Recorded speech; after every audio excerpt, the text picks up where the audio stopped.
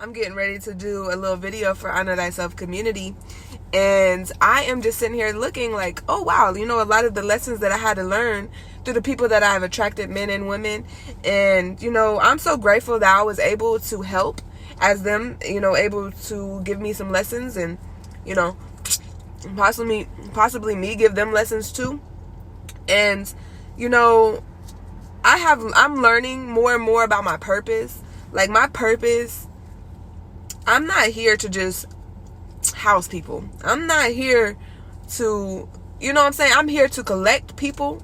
I was about to say collect the elite, you know what I'm saying? Like, and convict the weak. Exactly. Like that is so real. Like, literally collect the people that is willing to do the inner work, willing to take accountability, wanting to follow their the vision, that's aligned with the vision. And the people that are not here to do that are too weak to do that. And that's interesting that saying says collect the elite and convict the weak. Like, when I called these people the other day weak, and what I meant by that is not them, it's in a certain sense. Like, you're weak because when the low vibrational thoughts come in and tell you to smack this hoe, you smack this hoe. That's weak. There's certain entities and certain things that want to have us doing things that don't really serve us. And I say you're weak because you succumb to that. You don't be like, what, I'm not going to do that. I'm going to do the right thing. Like, when you know what the right thing is, you just choose to do the right thing. But sometimes there's things that come along to test you, to see where you at. Like, have you really overcame? Because many people can sit there and say, oh yeah, I've done the work, I did this, I'm good, but all along sitting there by themselves. That's what I did. Now, that's not a problem. That's a beautiful thing, to be isolated and to focus on self. I did that for a whole year. But you learn where you're at in life through interactions and exchanges. That's why when I started inviting people to be in my home, I started learning more lessons about myself, where I'm at. Oh yeah, I did overcome that. Because a lot of things I overcome through perspective. If I get a healthy perspective on it and I hold that perspective, I've changed. But there's other things you have to learn through experiences. And if you know the truth and you know what's right, but you can't, or you choose not to, you're weak in that moment, and that's okay. It's not okay to stay like that, but it's okay that is the truth. And just face the truth and fix the truth. That's all you got to do. Face the truth and fix it to a healthier level. And so I'm not saying it in a bad way. I'm just saying you're weak in the moments that you're not able to honor yourself. You know what I'm saying? So, and what I mean by honor yourself, I mean your higher self. Because somebody will say, my self told me to smack that hoe, so I smacked that hoe. But that's not your higher self. That's your human self. Okay, how about we separate?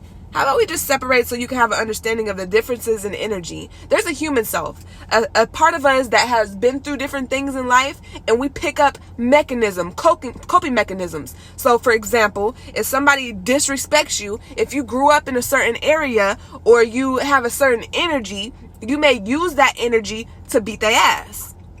But your higher self will walk in peace, love, and light with a light heart. So a light heart wouldn't allow or let anybody that is disrespectful move them. You know what I'm saying? So there's a higher self and a human self. We have to honor our higher self. And only reason I have to differentiate these two right now is because of where we're at in life. And what I mean by that, we are spiritual beings here having a human experience in a certain time and age. Okay? So during this time and age, in this realm that we're in, for the people that hear me that I'm talking to, we have things that we have to learn.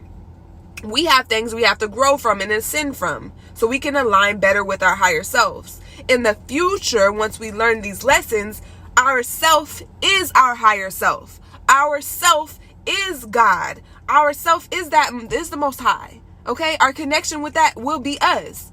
But since we are conditioned to be confined to our senses or this physical reality through the way that we perceive it. We have to differentiate the higher self and the lower self. And this is why certain religious texts talk about, oh, don't succumb to the flesh, you move with the spirit. Yes, it's the same exact thing. Move with the spirit, the most high spirit, and don't succumb to flesh or worldly things. All right? But once you are in tune with yourself or your higher self, then the worldly things will become beautiful things, because religions like to look at the world as a bad thing. It's just a limited experience. It's not bad. Look at the beauty around. So I cannot look at this world and say, oh, all worldly things are not or bad, are not to be succumbed to. We got to eat. This is a beautiful thing. The tree is a beautiful thing. Air is a beautiful thing. But how we interact with it will show us our level of knowing oneness. Okay? Because if I am understanding oneness and I am operating in my higher self, then I would not want to cut down the tree. I would not want to pollute the air. You know what I'm saying? I would only want to feed my cells the best.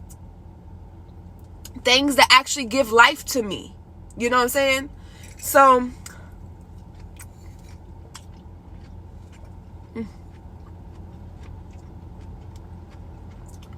I hope that made sense.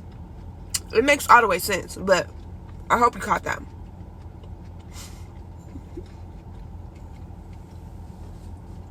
I think it's beautiful how I explained the stuff. I love it. I love it personally. So I don't give a fuck who likes it or not. I love it. I'm grateful. I say this all the time. Like, I'm so grateful for the thoughts that I receive. I'm so grateful. So yeah. Peace.